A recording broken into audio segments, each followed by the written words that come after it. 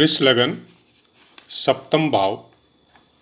जय माता की मित्रों, हम लोग वृष लगन में चंद्रमा के फल का अध्ययन कर रहे हैं और आज बात करते हैं अगर चंद्रमा सप्तम स्थान में हो, यानी वृष लगन होने से सप्तम स्थान वृश्चिक राशि, मतलब चंद्रमा के लिए ये नीच स्थान, नीच राशि हो गई। तो नीच राशि में अगर चंद्रमा विराजमान हो तो किस तरह के फल प्राप्त हो सकते हैं। तो चलिए, जैसा पाठों का नियम है उसी तरह अपनी यात्रा को आगे बढ़ाते हैं। वृश्चिक राशि के अंतर्गत विशाखा नक्षत्र का चतुर्थ चरण, जिसका स्वामित्व गुरुदेव को है। उसके बाद में अनुराधा नक्षत्र के चारों चरण आएंगे, उसका स्वामित्व शनिदेव को प्राप्त है। ज्येष्ठा नक्षत्र के चारों चरण आएंगे, उसका स्वामित्व बुध देव को प्राप्त है। बात करें नवमांश की, तो प्रथम 3.20 डिग्री तक वृश्चिक राशि में कोई भी ग्रह होने से कर्क के नवमांश में रहेंगे। फिर 6.40 डिग्री तक होने से सिंह के नवमांश में, फिर 10 डिग्री तक होने से कन्या के नवमांश में, 13.20 डिग्री तक होने से तुला के नवमांश में, और 13.20 डिग्री से लेकर 16.40 डिग्री तक अगर कोई ग्रह वृश्चिक राशि में है तो वृश्चिक के ही नवमांश में रहेगा। और यहाँ पे ग्रह वर्गोत्तमी हो जाता है। बहुत बार पाठों में हमने बताया है, चाहे नीच का हो, उच्च का हो, शत्रु क्षेत्री हो, मित्र के स्थान में हो, वर्गोत्तमी ग्रह कुछ न कुछ आपको अच्छा फल जरूर देते।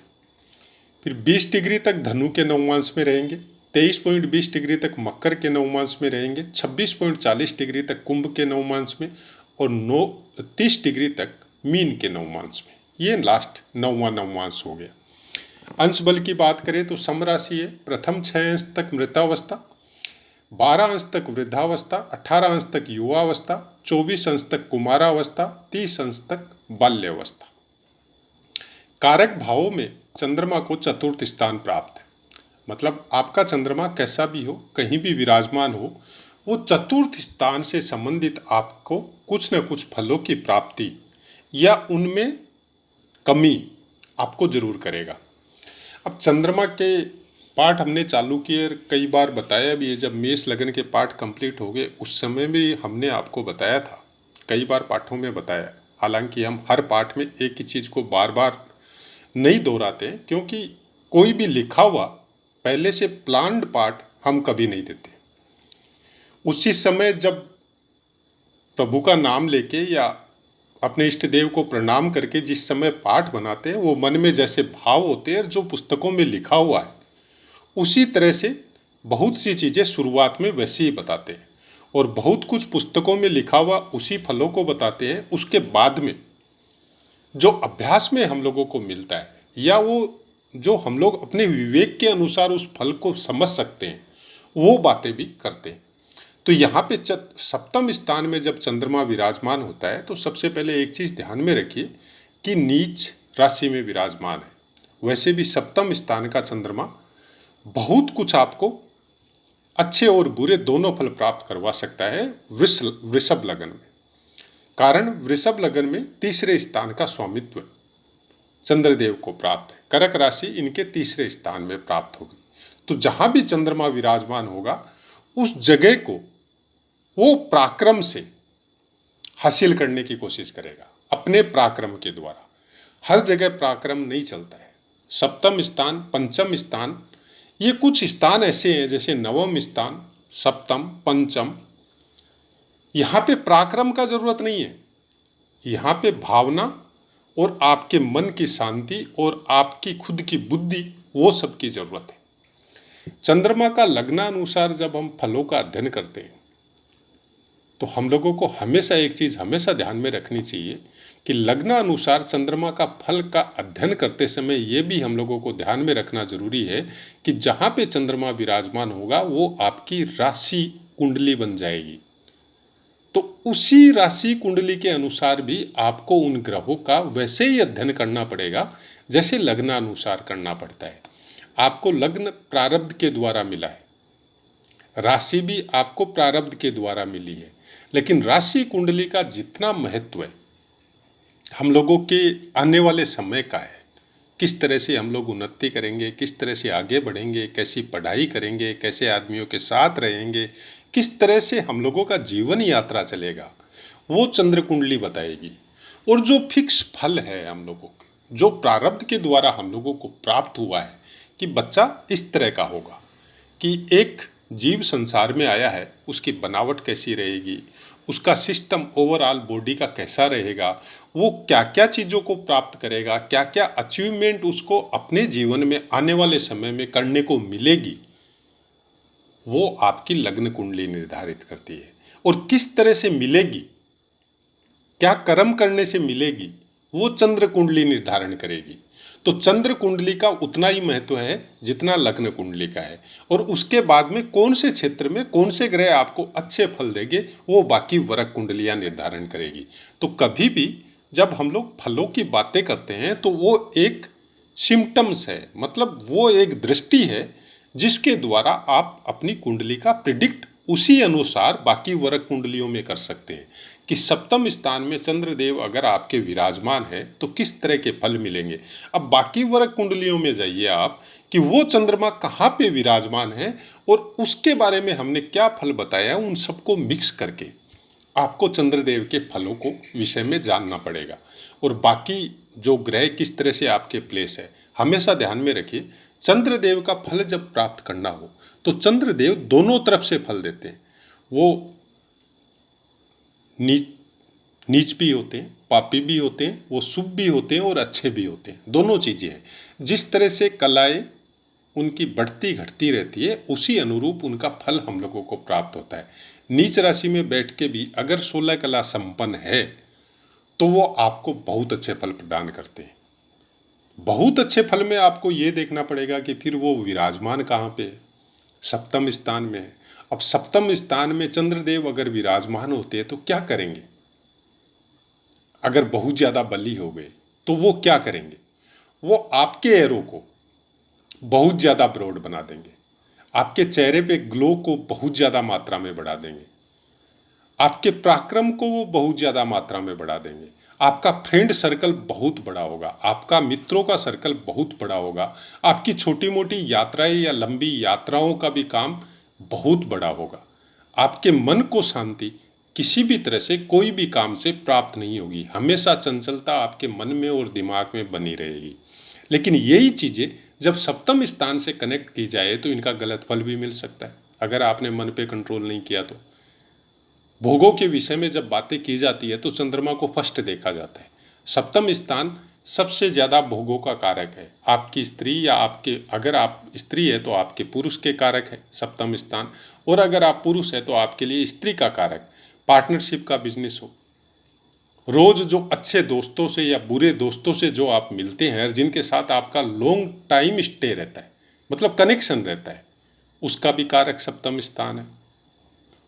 और यहाँ पे जब आपका मन बहुत ज़्यादा बलवान हो तो आप अपने मन की करेंगे, आप अपने मन की करेंगे तो भोगों में अगर रत रहना चालू कर दिया तो बहुत ज़्यादा भोगी बना देंगे।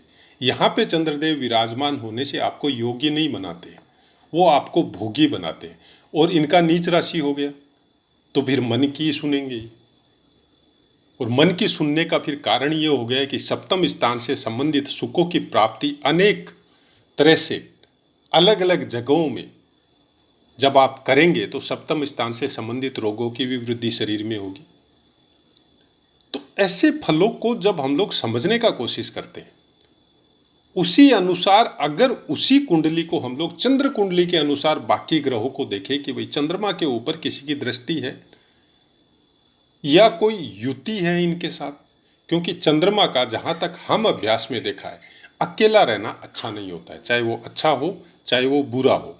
आपका वो अंश कला विकला में कम अंशों पे हो या बहुत अंशों पे हो या पूर्णिमा के नज़दीक हो, 16 कला संपन्न हो, अगर वो अलोन है और उनके ऊपर किसी की दृष्टि नहीं है या उनके अगल बगल दोनों साइड में अगर कोई ग्रह नहीं है, तो फिर चंद्रमा बहुत ज़्यादा स्वच्छंद होता है। और बहुत ज़्यादा स्वच्छंद होने से हम लोग पौराणिक कथाओं के अनुसार जिस तरह से हम लोगों को प्राप्त होता है सुनने को कि सबसे ज़्यादा, मतलब अगर पाप कर्म जिनको बोला जाए या अच्छे कर्म से संबंधित कोई बात की जाए तो सबसे ज़्यादा इफेक्टिव जीवों के लिए चंद्रदेव है, क्योंकि पृथ्वी का सैटेलाइट है, पृथ्वी के सबसे नज़दीक ग्रह है। तो चंद्रदेव का इफेक्ट जितना ज़्यादा हम लोगों को अपने शरीर के ऊपर या दिमाग के ऊपर इंसानों पे पड़ता है, उतना बाकी किसी ग्रह का नहीं पड़ता। सूर्य देव का भी कुछ अंश तक आपको फल मिलता है या कुछ अंश तक आपके ऊपर दृष्टि पड़ती है, लेकिन चंद्रदेव की दृष्टि होल ओवर बॉडी पे पड़ती है। अब होल ओवर बॉडी में तो इनको कोई पार्ट नहीं दिया गया, मन का पार्ट दिया गया है। तो मन ही सब चीज़ों का कारक है। ये मान के चलिए, आपके मन में एक इच्छा प्रकट होती है और उसी इच्छा को कंप्लीट करने के लिए बाकी ग्रहों की आप हेल्प लेते हैं। आपके अंदर शक्ति है उस इच्छा को प्राप्त करने की, तो आप मंगल की हेल्प लेते हैं। आपकी फेमस सिटी है, आपका नाम है, तो आप सूर्य की हेल्प लेते हैं। या आपका पिता बलवान है तो आप पिता मतलब सूर्य की हेल्प लेते हैं। आपके अंदर ज्ञान की मात्रा बहुत ज़्यादा है, इसका मतलब गुरु की हेल्प लेते हैं। पराक्रम बहुत ज़्यादा है तो मंगल या शनि की हेल्प लेते हैं। तो चंद्रदेव अपनी मन की खुशी प्राप्त करवाने के लिए, अपने भोगों को प्राप्त करवाने के लिए जीव मात्र को बाकी ग्रह हेल्प करते हैं। अब चंद्रदेव के विषय में जब बातें बहुत से पाठों में हमने बताई है कि जितने भी संस्कार, जितने भी ग्रह के फल जो वर्तमान में जीव को पैदा होने के बाद में जो मिलते हैं, उसके अनुसार जो सामाजिक नियम वगैरह बनाए गए हैं, वो भी चंद्रदेव को मैनेज करने के लिए ही बनाए गए हैं। ये करना है, ये नहीं करना है। चाहे बुजुर्गों के द्वारा सुनने को मिलता है, चाहे ऋषि मुनियों के द्वारा जो संस्कार से कनेक्टेड जो नियम समाज के लिए या परिवार के लिए बनाए गए हैं, वो भी केवल चंद्रदेव का इफेक्ट ज़्यादा जीव पे नहीं, उसके लिए बनाए गए। बहुत सी बार पाठों में हमने बताया है कि कैसे संस्कारों का पतन या संस्कारों से ओतप्रोत इंसान किस तरह से अपने चंद्रमा को मैनेज कर सकता है। अब मान लीजिए कि चंद्रमा आपके सप्तम स्थान में विराजमान होकर आपको भोगों के प्रति बहुत ज़्यादा आपको उस लाइन में भेजने का कोशिश, या आप चले गए, आप अपने मन के वशीभूत होके, आपका मन आपके कंट्रोल में नहीं रहा, तो उसका मतलब क्या हुआ कि आपकी स्त्री तो बहुत अच्छी है, आपकी जहाँ पे शादी भी सप्तम स्थान में चंद्रमा होने से कुछ जल्दी हो जाती है, या अगर शादी जल्दी नहीं होती है तो उससे संबंधित जैसे स्त्री सुख या पुरुष सुख कुछ अर्ली एज में प्राप्त होता है। एक जगह स्थायी नहीं रह के कई जगह होता है। यात्रा के संबंध में भी आप एनी टाइम घूमते रहते हैं, कभी कहाँ कभी कहाँ, कभी मन हुआ पहाड़ों पे जाना है, कभी मन हुआ कहीं जाना है, आप उसी समय निकल जाते हैं। और वहाँ पे आपके अलग अलग संबंध या अलग अलग रिलेशन या अलग अलग मित्रता, जैसे बॉयफ्रेंड हो, गर्लफ्रेंड हो, इसी तरह का आपका फ्रेंड सर्कल भी बहुत लंबा चौड़ा होते जाता है। और उन्हीं में आप अपने आप को बिजी रखने का कोशिश करते हैं या उसी सर्कल को बहुत ज़्यादा आगे बढ़ाते हैं। आप देखिए, जितने भी कलाकार या हीरो वगैरह होते हैं और जिनका मतलब रोल वगैरह करने में या कोई भी पार्ट को करने में जो हम लोग बोलते हैं कि बहुत अच्छा पार्ट किया है, उनका देख लीजिएगा आप, चंद्रदेव बहुत बलवान होता है। और साथ में ये भी देख लीजिएगा कि एक संबंध में वो स्थिर नहीं रहते। चंद्रदेव जिनका बलवान होता है, मनोबली होते हैं। मन में क्या, एक इमेजिनेशन पावर आती है आपके अंदर, आपके सोचने की क्षमता कुछ अलग लेवल पे चली जाती है। और उसी इमेजिनेशन पावर को जब आप बिजनेस में या वर्क में या कर्म क्षेत्र में जब लेके आते हैं, तो उसके द्वारा प्रोग्रेस तो आप करते हैं, ये बात सही है। लेकिन कुछ चीज़ों की कमी भी या कुछ चीज़ों को समाज के अनुसार उन चीज़ों को अच्छा देखा नहीं जाता है। ये हो गई पुरानी बात है। वर्तमान समय में ये सब चीज़ की कोई कहानी नहीं है कि भाई विवाह से पहले संबंध है या बाद में संबंध है, ये सब चीज़ का कोई मीन्स या मतलब भी नहीं रहा। तो इन चीज़ों को अगर हम लोग थोड़ा कंट्रोल कर सके, अगर सप्तम स्थान में चंद्रमा है, ऐसी कुछ हैबिट्स हम लोगों के अंदर है, तो सबसे बड़ी तकलीफ यहाँ पे ये होती है कि सप्तम स्थान से संबंधित कुछ रोगों का प्रादुर्भाव आपकी बॉडी में हो सकता है। फिर क्या है कि फिर वो जीवन भर भोगने वाला सिस्टम हो जाता है। तो कुछ उस विषय में कुछ कंट्रोल करके रखना चाहिए इंसान को। अगर ऐसी कुछ आदतें अगर पड़ गई सप्तम स्थान चंद्रमा होने की वजह से, हालांकि ये मैनेज होता है, बहुत से काम करने से मैनेज होता है। और सबसे अच्छा मैनेज अगर चंद्र और सूर्य को आपको करना है तो आप प्राणायाम कीजिए, इससे बहुत ग्रह मैनेज होते हैं। चंद्रमा मैनेज होने का मतलब है कि आपका राहु और शनि तक मैनेज होता है। मतलब अगर आपने प्राणायाम करने का अभ्यास अच्छा कर रखा है तो आपकी बुद्धि एक स्थिर वे में काम करेगी। फिर मन में भाव आएंगे, लेकिन बुद्धि के द्वारा उनके ऊपर कंट्रोल हो जाएगा। कुछ चीज़ों को जीने की दिनचर्या में आपको अपनाना पड़ेगा, कुछ चीज़ों को छोड़ना पड़ेगा जो आपके समझ में आए कि नहीं हम ये गलत कर रहा। आपको अपना निर्णय खुद के ऊपर खुद को लेना पड़ेगा। कोई भी ज्योतिष या कोई भी आदमी, अगर आप किसी की कुंडली हमारे पास आई और हमने आपको बता दिया कि आपका चंद्रमा सप्तम स्थान में है, आपके साथ ये चीज़ है, तो इंसान स्वीकार नहीं करता है, लेकिन वो हकीकत होती है। तो आपको कुंडली दिखाने की जरूरत नहीं है, आप खुद निर्णय कीजिए आप कहाँ तक सही है। खुद उसके ऊपर चलने का या उसको ब्लॉकेज करने का कोशिश कीजिए। अगर चंद्रमा आपके मनोनुसार करने की प्रेरणा ज़्यादा दे रहा है, आपको अपने दिमाग के अनुसार करने की प्रेरणा कम दे रहा है, तो प्राणायाम शुरू करना बहुत ज़रूरी है, जो आप इजीली कर सकते हैं। बताने को बहुत कुछ बता सकते हैं कि आप शिव पूजा कीजिए, शिव पे जल दीजिए, आप उसकी मंत्रों का जाप कीजिए, चंद्रदेव के मंत्रों का जाप कीजिए, वो सब एक अलग मैटर है। लेकिन एक साधारण रास्ते में घर बैठ के भी हम लोग ग्रहों को बिना कोई खर्चे के मैनेज कर सकते हैं। उसके लिए सबसे अच्छा है प्राणायाम। और जब आपका प्राणायाम का अभ्यास बहुत अच्छा हो जाएगा तो आपके दिमाग से खुद आपको एक प्रेरणा मिलेगी कि आगे क्या करना है। ये सब चीज़ें पुस्तकों में लिखी हुई नहीं बता रहे हैं हम आपको, ये सब चीज़ें बहुत से जो भी अच्छे योगी, ध्यानी, सिद्ध पुरुष समझ लो आप, चाहे आप वो समझ लो कि जो अच्छे अच्छे ज्योतिष हैं, जिनको ध्यान या प्राणायाम करने से चंद्रदेव को मैनेज करने में जितनी सफलता मिली है, क्योंकि कोई भी ज्योतिषी उसकी ज्योतिष को देखने की क्षमता बगैर बुद्धि के, बगैर स्थिर दिमाग के कभी वो प्राप्त नहीं कर सकता। जिसका मन चंचल होगा, जिसका चंद्रदेव ज़्यादा बलवान होगा और ज़्यादा इफेक्टिव होगा, वो कोई भी क्षेत्र में प्रोग्रेस कर लेगा, अलग मैटर है, लेकिन उस प्रोग्रेस पे स्थायी नहीं रहेगा। वो क्षेत्र को, वो काम को चेंज करता रहेगा। कारण चंद्रदेव आपका 2.5 दिन में राशि चेंज कर लेता है। सबसे फास्ट गोचर चंद्रदेव का होता है और सबसे जल्दी फल भी चंद्रदेव से प्राप्त होते हैं।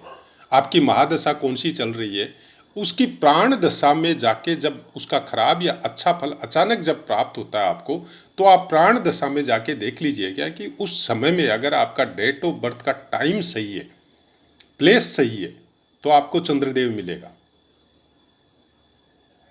बस डिसाइड ये करना है कि चंद्रदेव आपको फल कैसे दे रहे हैं। अगर आपका मन स्थिर नहीं रह रहा है, मन में अनेक विचार चलते रहते हैं और उन्हीं विचारों के अनुरूप अगर आप कर्म कर रहे हैं, इसका मतलब चंद्रदेव ठीक नहीं है। विचार चलो, मन में कैसी भी धारणाएं चलती रहेगी, क्योंकि आम इंसान है और उसको रोकना बहुत मुश्किल है।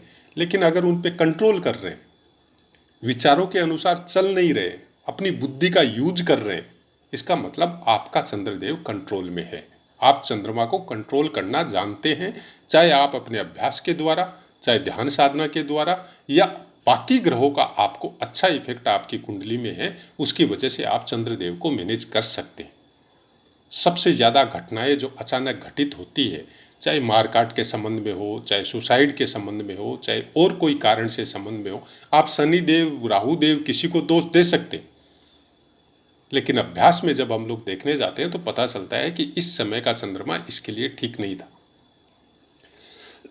तो आशा है मित्रों, चंद्रदेव के विषय में जब पाठों का अध्ययन हम लोग कर ही रहे हैं और उसके विषय में बहुत कुछ पाठ हमारा कुछ लंबा हो जाता है, उसका कारण यही है कि सबसे ज़्यादा इफेक्टिव जीवों पे चंद्रदेव का फल होता है। आपके 70% हिस्से में प्रायकर सब पाठों में हम बोलते हैं, जब चंद्रदेव का पाठ दे रहे हैं, तो जल की मात्रा है और पृथ्वी पे भी जल की मात्रा है सबसे ज़्यादा, और चंद्रदेव जल को डिस्टर्ब करते हैं, मैनेज करते हैं। ज्वार भाटा लाने की प्रवृत्ति चंद्रदेव की, कभी आपका मन के विचार अपनी सीमाएं तोड़ के और उसको कर्म में कन्वर्ट कर देता है, क्योंकि मन में एक विचार उठा और बुद्धि के द्वारा आप उसको मैनेज नहीं कर सके। जैसे गुस्सा उठा, गुस्सा कहाँ से उठता है? दिमाग से थोड़ा ही उठता है। गुस्सा तो मन से उठता है। कोई बात सुनी, कोई अनर्गल बात सुनी, किसी की सुनी, किसी के द्वारा सुनी, न आपने आंखों से देखा, न आपने जैसे सोशल मीडिया में हम लोगों ने कुछ सुना और आपको अचानक किसी पे गुस्सा आया, और गुस्सा भी ऐसा आया कि जो वर्तमान में हम लोग देख रहे हैं। तो ये सब चंद्रदेव का इफेक्ट है। तो अपनी वाणी को विराम देते हैं और आशा करते हैं जब भी आप किसी भी कुंडली का अभ्यास करो या अध्ययन करो और किसी को फल बताओ, तो सबसे पहले आप उस जातक का ये देखो कि चंद्रदेव और कुंडली क्या बता रही है। और बुरे फल बताने जब जाओ किसी ग्रह का भी कोई खराब योग की वजह से, तो थोड़ा रुको।